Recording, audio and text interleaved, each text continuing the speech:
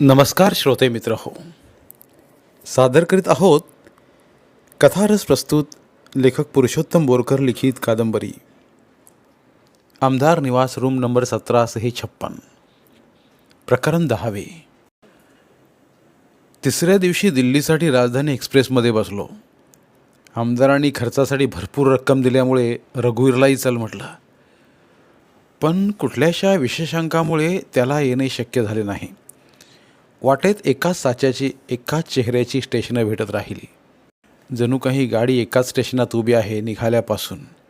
इतकं सगळं एकसुरी वाटणारं वातावरण प्रत्येक स्टेशनात भेटत राहिलं. मिर्झा गालिबच्या गावी हजरत निजामुद्दीन स्टेशनवर उतरलो तेव्हा दुपार कलू लागली होती. ऑटो रिक्षाने मग चांदणी चौकात पोचलो. आनंदविलास लॉज शोधून काढला. रजिस्टरमध्ये नोंद करून डिपॉझिट भरून रूम ताब्यात घेतली. एका प्रचंड आकाराच्या जुन्या बांधणीच्या हवेलीला आधुनिक रूप देऊन लॉज बनवलं होतं. हत्ती शिरेल एवढा प्रचंड दिंडी दरवाजा आणि राजस्थानी शैली असलेले पाकिजातल्या सेटसारखे वाटत राहिले. आता एखाद्या कमानी खालून मीनाकुमारी येईल आणि गाऊ लागेल, इन्ही लोगों ने ले लिया दुपट्टा मेरा. वॉश घेऊन फ्रेश झालो आणि ऑटो करून दक्षिण दिल्लीतील वसंत विहार गाठलं. ही सरकारी कर्मचाऱ्यांची अवाढव्य कॉलनी. इथं मोहल्ल्याची नावंही अशीच, अमुक विहार तमुक विहार. 4-5 विहार भटकून मग कुठं नेमका पत्ता सापडला. रात्रीचे 8. त्यामुळे हवे असले सद्ग्रस्तही घरीच गवसले. बेलापुरी चिठ्ठी दाखवली, ओळख पटली, सोतोवाच झालं. त्यांना बाहेर काढून ड्रिंक्ससह शांघाय चिकन खाऊ घातलं. निरोपाच्या वेळी कॅश 3000 त्यांच्या खिशात सारले. सद्ग्रस्त अत्यंत खुश झाले. किसको समझाए, इसे खो देंगे तो फिर पाएंगे क्या, हम अगर रिश्वत नहीं लेंगे तो फिर खाएंगे क्या. एकूण चहा पाणी सफळ पावले. त्यांनी ऑफिसला यायची मात्र मनाई केली. परवा रात्री याच वेळी आणि याच ठिकाणी. मग 2 दिवस दिल्ली दर्शन, लाल किल्ला, पुराणा किल्ला, इंडिया गेट, संसद भवन, कुतुब मिनार हे सगळेच भव्य आणि प्राचीन. राजधानीच्या या गावात इतिहासाचे अवशेष जागोजागी. ईस्ट इंडिया कंपनीवाल्यास पार्लमेंट आणि त्यांच्यातील सरदारांच्या हवेल्या वगळता गाव अत्यंत घाणेरडे आणि भिकार. कमालीचं बकाल. चांदणी चौकात आणखी एक गंमत पाहायला मिळाली. फुटपाथवरच्या गर्दीत पुऱ्यांचा ढीग आणि भाजीचा हंडा घेऊन बसले काही जण होते. त्यांच्या भोवती रेंगाळणारे 100-150 धडधाकड भिकारी. मग एखादी कार येऊन थांबायची. तिथून अन्नदानार्थ एखादा रईस उतरायचा की विखुरलेली भिकारी लोटालोटी धक्काबुक्की करीत आश्चर्यकारक विलक्षण वेगाने एका रांगेत रेडी. अन्नदात्याला जितक्यांना अन्नदान करायचे असेल तेवढी रक्कम पुऱ्या भाजीवाल्याजवळ जमा करायची. एकाच ताटलीत स्वहस्ते अन्नदान करायचे आणि मग कोटा संपेपर्यंत बाजूला उभे राहायचे की मग पुरी भाजीवालाच उर्वरित वाटप करणार. कोटा संपला की रांग परत आजूबाजूला विखरून जायची की पुन्हा नव्या अन्नदात्याची प्रतीक्षा सुरू. एकूण इतिहास आठवत आठवत जुन्या वास्तूंमधून भेटली. ती दिल्ली खरी आनंददायक वाटली. आधुनिक दिल्ली म्हणजे भयंकरच गचाळ आणि क्लेशदायी. इतिहासाचे वर्चस्व सांगणारी दिल्ली भारावून टाकते. भग्न अवशेषांमधून काळ उभा करते. पण आपल्या अर्धशतकीय स्वातंत्र्याचा ठसा मात्र खोलवर उमटवत नाही. नेहरूपेक्षा अकबर, औरंगजेब हेच प्रकर्षानं खुणावत राहतात. इतिहासाचे वेटोळे दिल्ली सुटेपर्यंत मनावरून काही निघत नाही हे मात्र खरं. ठरल्याप्रमाणे मग त्याच वेळी आणि त्याच ठिकाणी वेळेवर पोचलो. सद्ग्रस्त सज्ज होतेच. गेल्याबरोबर त्यांनी मंजुरातीच्या पत्राची झेरॉक्सच हातात ठेवली. राहिलेले 2000 त्यांच्या स्वाधीन केले. सगळ्यांची सातपुड्याची हाक असं टायटल मिळालं. मनात गरजलो, जय बेलापुरी, जय बसंत विहारी. चहा देऊन सद्ग्रस्तांनी निरोपही दिला. इमारतीच्या बाहेर एसटीडी बूथ. लगोलग आमदारांना खुशखबर देऊन टाकली. जेवून लॉजवर. गल्ल्यावरच्या अब्दुल गब्दुल मालकाशी गप्पा मारल्या. व्यंगकार काका हाथरसींचा मी फॅन, त्यामुळे हाथरसला भेट द्यावीच असं मनानं घेतलं. मालकांकडून माहिती काढली. सकाळीच अलीगडमार्गे हातरसीकरता निघालो. अलीगडची मुस्लिम युनिव्हर्सिटी गाजीव, लखनौसारखी भारदस्त प्रतिमा या गावाबद्दल होती. परंतु घाणग्रस्त बस स्टँड पाहताच ती भंगली. रस्ते प्रचंड गर्दीग्रस्त न कुबट. जेवतो म्हटलं तर एकही धड हॉटेल दिसेना. एका अशाच मोगलकालीन जुनाट वाटणाऱ्या हॉटेलात शिरून एक ऑमलेट कसंबसं पोटात ढकललं. पटकन हाथरसची बस पकडली. 2 तासानंतर हाथरसला पोचलो. काकाजींचं घर शोधून काढलं. त्यांच्या तसबिरीला नमस्कार करून परत फिरलो. आता आग्रा 2 तास धावल्यावर बस आग्र्याला पोचली. बसमधून युपीचा ग्रामीण भाग दिसत होता. शेतात रचलेले बटाट्याचे ढीग दिसत होते. मध्येच प्रवरे एवढा रुंद असा यमुनेचा कालवा बसने ओलांडला. बागायती भरपूर दिसत होती. इकडची माती गाळाची, वाळू मिश्रित, भुरकट, वाऱ्याबरोबर तोंडात उडून कचकच लागत होती. आणि मग यमुना ओलांडून बस आग्र्यातच. ऑटोने थेट ताजमहाल. पण फारसे अप्रूप वाटले नाही. लहानपणापासून ही इमारत आपण सिनेमातून, पुस्तकातून शेकडो वेळा बघितलेली. त्यामुळं पुनर्प्रत्ययाचाच आनंद मिळाला. मात्र इमारतीला यमुनेकडून पायऱ्या हव्या होत्या, ही एवढी बाब खटकली. आणि कायम शुभ्र संगमरवरावरून टहलताना साहिरच्या ओळी आठवत राहिल्या. अनगिनत लोगों ने दुनिया में मोहब्बत की है, कौन कहता है कि सादिक न थे जज्बे उनके, लेकिन उनके लिए तशहीर का सामान नहीं, क्योंकि वो लोग भी अपनी ही तरह मुफलिस थे. ए चमनजार, ए जमुना का किनारा, ए महल, ए मुनक्कश दरो दीवार, ए मेहराब, ए ताक.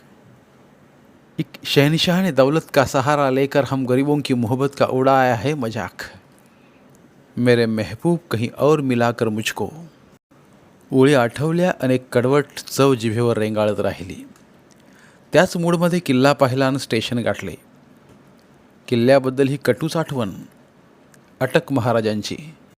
इकडून रिझर्वेशन नव्हते म्हणून हमाल गाठला. त्यांच्याकरवी चहा पाणी उरकून रिझर्वेशनचे जमवले. त्यालाही भरपूर बक्षिसी दिली. फॉरेनर्स नेहाळ स्टेशनवरचीच पुरी भाजी चापली. गाडी आली. बसलो. दुसऱ्या दिवशी रात्री मुंबईत. आमच्या आमदाराने हॉटेलात नेऊन जबरदस्त शाबासकी दिली. आता दसऱ्यापासून 101% साप्ताहिक सुरू होणार म्हणजे होणारच. मग आपलं काम म्हणजे असं तसं आहे काय? इथं फक्त चहा पाण्यासाठी भरपूर माल खिशात पाहिजे. आणि पाहिजे थोडं धाडस की काम फत्तेच. जो हड़बड़ा के रह गया वो रह गया, जिसने लगाई ऐड वो खंदक के पार था.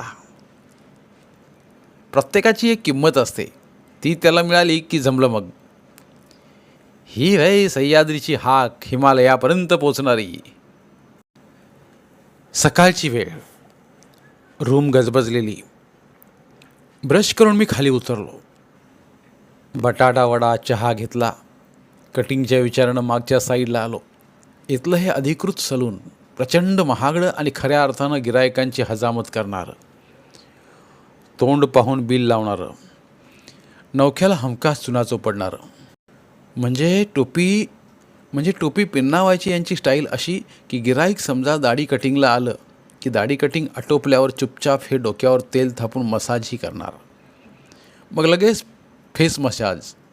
विविध क्रीम्स आणि फवाऱ्यांनी हा विधी पार पाडल्यावर विचारणार, साब फेशियल बनाऊ. आता मुंबईत आल्यावर प्रत्येकाची रईस ही दाटून येतेच. शिवाय आपलीच मुंबईवर कमांड आहेत असा आत्मविश्वासही भरभरून वाहत असतोच. शिवाय सोबत कोणी नवोदित असेल तर आपण इथे किती रुळलेलो आहोत याचं प्रात्यक्षिक दाखवण्याची जबाबदारीही असते. त्यामुळे हे अण्णाने विचारल्याबरोबर आपण म्हणतो बना डालो, की मग आता खरी अन्नाची बॅटरी चार्ज होते. स्टीम देऊ आणि क्रीम्स चोपडू अण्णा मग तुम्हाला गाभण ठेवतो. याच पद्धतीने शॅम्पू वगैरे वापरून हेअर डायचाही कार्यक्रम आटोपला जातो. मग कंगवाने भांग पाडत आपण विचारतो, कितना बिल हुआ? 220 साब. यावर 2 प्रतिक्रिया उमटतात. पहिली म्हणजे आपण रोज इतकंच बिल देत असतो असं सोबत्यावर इम्प्रेशन टाकत बिल पेड करणं. आणि दुसरी म्हणजे कितने 220. हाँ साहब, इतने कैसे. वो शेवटी 5 फेशियल किए, शेवटी 5 डाल के 40 फेस मसाज किए, 20 कटिंग के और 10 शेविंग के. निर्विकारपणे खुलासा केला जातो. झक मारून बिल दिलं जातं. पैसे ड्रॉवरमध्ये टाकल्यावर अण्णा एक फुंकर मारतो. वो हेड मसाज का चार्ज तो भी मैंने लगाया नहीं साहब. म्हणजे जाता जाता हे उपकारच तुमच्यावर. एकूण सिर्फ एक पतलून सिलवाना कयामत हो गया, वो सिलाई ली मियाँ दर्जा ने नंगा कर दिया. मीही 2-3 वेळा असा चाटीत आल्यावर मग सुधारलो. आता खुर्चीवर बसताच विचारतो, दाढ़ी बनाना है, दाढ़ी के कितने. 10 रुपये साहब. और कटिंग भी बनाना है, उसके कितने. 15 रुपये साहब. तर आजही याच पद्धतीने केशभूषा करून 1756 वर परतलो. आंघोळ केली. इथं कुणी कुणाचंही साबण टॉवेल वापरतो. मी तर 10-12 वर्षांपासून या गोष्टी विकतच घेतल्या नाहीत. सुरुवातीचे 4-5 वर्ष संकोच टिकला, मग मात्र पक्का निर्डावलो. आता मी इथं येणारा कोण किती मजबूर आहे याचा विचारच करत नाही. जो जसा येईल त्याला तसे कापायचे बस. हम भी अब लोगों के गम से बेखबर रहने लगे. हम भी अब महलों में रह सकने के काबिल हो गए. हे असं निर्दयी मन काही एकाच रात्रीतून बनलं नव्हतं. सुरुवातीच्या काही वर्षात रूमवर उतरणाऱ्या आगतिकांना आपण भरभरून मदत करायचो. असं काही दिसलं की आपल्या अंगात गाडगेबाबा संचारायचे.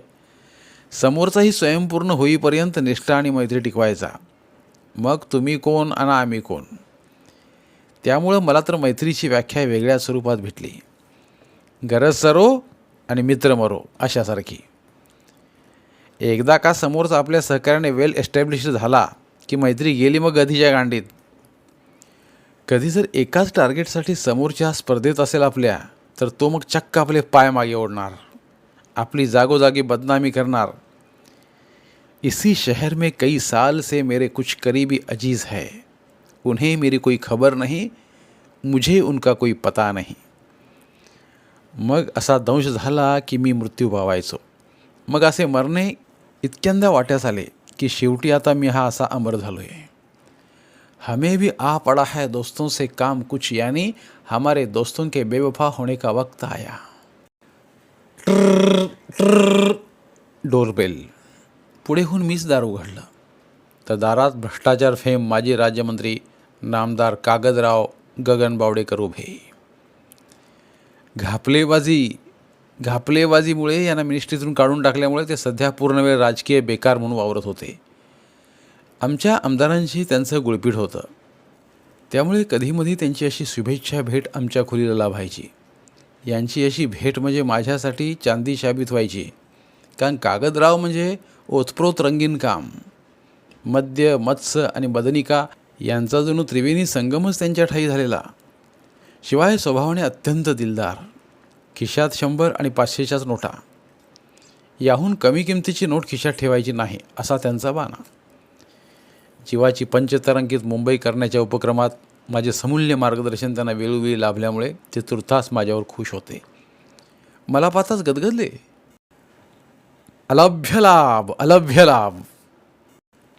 पण आमदार साहेब नाहीत आज, दौऱ्यावर गेलेत गावी. अरे पण मला आमदार नकोतच की. माझं आज तुझ्याशीच काम आहे पोपटराव. माझ्याशी काम? सकाळच्या 11 वाजता? तो कार्यक्रम संध्याकाळीच चांगला रंगतो कागदराव. सध्याच्या टायमाला सगळ्या बाया झोपलेल्या असतील. अरे पण आज तिट्ट्यावर नाही जायचं आहे आपल्याला. एक नवा उपक्रम हाती घ्यायचा आहे. लय महत्त्वाचा उपक्रम आहे. कोणचा? एक TV सिरियल काढायची आहे आपल्याला. आमच्या भागात एक महाराज आहेत, गुरुसाहेब म्हणणं असते आमचं, तर त्यांच्यावर TV सिरियल. नाहीतर सिनेमा काढायचा आहे बघा मासनी. तर तो तुझा एक दोस्त आहे ना डायरेक्टर, आपल्याला तिट्ट्यावर भेटला होता रात्रीच्या 1 वाजता. तो टिनू ग्रेवाल? होय, तो आहे कामाचा माणूस. चल मग त्याच्याकडे. कुठं राहतो म्हणशील तो? मराठी जमल त्याला? अंधेरी वेस्टला ऑफिस आहे त्याचं, आणि मराठीतल्या 2 शिर्याला आलेले आहे त्याच्या आत्तापर्यंत. चल मग फटाफट, मी लई बिझी माणूस आहे बाबा. एकूण टेरेसवर जर हेलिपॅड असतं तर सदैह वायुमार्गे जाण्याची कागदरावांची तयारी होती. भाड्यानं हेलिकॉप्टर घेऊन नाहीतरी त्यांनी मंत्रिकाळात अवघा महाराष्ट्र पालथा घातलाच होता. पुढे हे विहंग दौरे त्यांच्यावर चांगले शेकले होते, हा भाग अलाहिदा. टॅक्सीत बसल्यावर कागदरावांनी मला मग त्यांच्या डोक्यातील कंप्लीट थीम सांगितली. त्यांचे गुरु संत अद्भुत बाबा कोपल्यामुळेच आपले मंत्रिपद गेले असे त्यांना वाटत होते. तेव्हा आता त्यांना खुश करण्यासाठी आपण हा उपक्रम हाती घेतला असे त्यांचे म्हणणे. थोडक्यात रिश्वत देऊन गुरुला कृपावंत करण्याचाच हा प्रकार. 30-35 लाखांचं बजेट त्यांच्या नव्या नवसाचं. कागदराव गगनबावडेकर यांची कोणे एकेकाळी गगनबावडेला चहाची टपरी होती. संत अद्भुत बाबा टी स्टॉल. टपरीमुळे रोज गावकऱ्यांशी संपर्क यायचा. गल्ल्यावर बसल्या बसल्या रोज 8-10 पेपर वाचनातून जायचे. त्यामुळं राज्याचे अवघे राजकारण बसल्या जागीच आकळायचे. टपरीवर ग्रामसिंहांची वर्दळ फार. त्यांच्या खिशात खुळखुळणारा भन्नाट पैसा कशा मार्गे येतो याचं ज्ञान त्यांना लवकरच झालं. आपणही मग संपन्न शुभ्र खादी पेहनून अशीच मस्ती जगावी, रेस्ट हाऊसवर पार्ट्या झोडाव्या आणि तदनंतर चौफुलीत रात्रभर रमावे अशी इच्छा त्यांच्या ठाई जागृत झाली. आता टपरीच्या भरोशावर फक्त शुभ्र खादीदारी होणे शक्य होते. तेवढे त्यांनी केले. बरं, शौक करायची, बाई बाटली चाखायची तीव्र इच्छा मनात, पण पैसाच नसल्यामुळे गाठीशी हे उपक्रम शक्यच नव्हते. परिणामी ते आपोआप धार्मिक आणि निर्व्यसनी म्हणून अवघ्या पठ्ठ्यात ख्यातकीर्त झाले. मग त्यांनी हळूहळू सक्रिय राजकारणात भाग घ्यायला सुरुवात केली. गावात कोणताही कार्यक्रम असो, कुण्याही पक्षाचा असो, तर पुष्पहार घालण्याच्या निमित्ताने स्टेजवर चढायचे आणि हळूच एखाद्या खुर्चीवर बसायचे. असे सत्र त्यांनी सुरू ठेवले. परिणामी त्यांना स्टेज डेअरिंग आले. एव्हाना त्यांच्या मुलांनी टी स्टॉल अनुवंशिक कुशलतेने सांभाळून घेतलेला होताच. त्यामुळे मग कागदराव आपोआप फ्रीलॉन्स लीडरकी करायला मोकळे झाले. धन्यवाद. उर्वरित कादंबरी पुढील भागात. धन्यवाद. कथाकथन अभिवाचनात हवी भावभावनांच्या नवरसांची जोड. मराठी बोलती पुस्तकात केवळ यासाठीच नाही कथारसाला तोड. मराठी साहित्यावर प्रेम करणाऱ्या सर्व मराठी साहित्य रसिकांनी आमचं कथारस हे चॅनल सबस्क्राईब करावं व भरपूर कथा कादंबऱ्यांचा आस्वाद घ्यावा. धन्यवाद.